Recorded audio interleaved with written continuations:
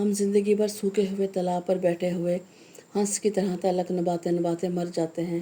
کہانی ختم ہو نہ ہو کردار ختم ہو جاتے ہیں اور تعلق ٹرانسفر بھی تو ہو جاتے ہیں۔ اس کا عشق، اس کے گھر، اس کے خواب، اس کی جنت اور ایک کی لگن دوسرے کی کامیابی۔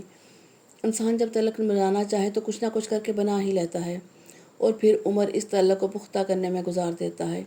ان تمام تعلقات میں جو سب سے اہم تعلق تھا وہ بھول جاتا ہے، اسے کمزور کر چھوڑ دیتا ہے، وہ یک طرفہ رہ جاتا ہے، ادھورا چھوٹ جاتا ہے۔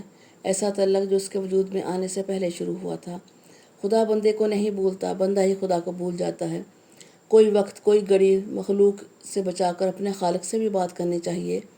اس تعلق پر بھی غور کرنا چاہیے۔ کبھی رات بستر پر چادر اوڑھ کر موبائل کے نائٹ پیکجز کی طرح اپنے رب سے بھی گفتگو کرنی چاہیے، جو ہمیشہ سنتا ہے اور انتظار میں رہتا ہے، دتکارہ ہوں کو سہارا دیتا ہے، دلاسا دیتا ہے، وعدے کرتا ہے، بشارت دیتا ہے، اپنی پہچان دیتا ہے۔ نیکی اللہ سے ایک تعلق ہی تو ہے، اور گناہ بھی اسی کی تو نافرمانی کرتا ہے بندہ، اور کسی کی تو نہیں، جو چاہے سزا دے، چاہے تو معاف کر دے، چاہے تو مسکرا دے اور سارے درد دھو ڈالے۔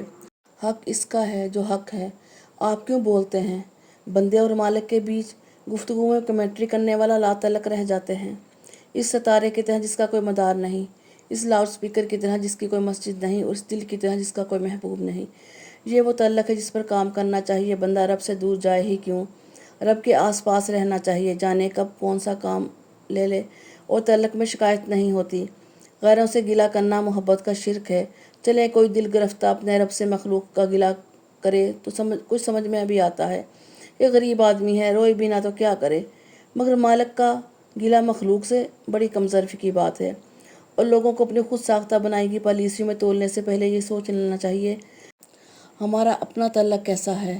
غیر مسلم ہی صحیح، کافر ہی صحیح، معذور ہی صحیح، بدصورت ہی صحیح ہے تو اسی کا بندہ، کیا پتہ کب کسی کا کیا تعلق ہو۔ ظلم کرنے سے پہلے یہ سوچ لینا چاہیے کہ مظلوم کی جس دن رسائی آپ سے زیادہ طاقتور تک ہو گئی، وہ آپ کا کیا کرے گا؟ اگر وہ جائے نماز پر بیٹھ گیا تو کہاں سے ملے گی پناہ؟ ایسے بندے کو کبھی کچھ نہیں کہنا چاہیے جس کا اللہ کے سوا کوئی نہ ہو۔ ہمارے معاشرے میں عجیب لوگ ہیں، اللہ کے نام پر اللہ کی مخلوق سے اللہ کے لیے نفرت کرتے ہیں۔ اگر اللہ نے کہہ دیا وہ تو اس سے محبت کرتا ہے تو کیا ہوگا؟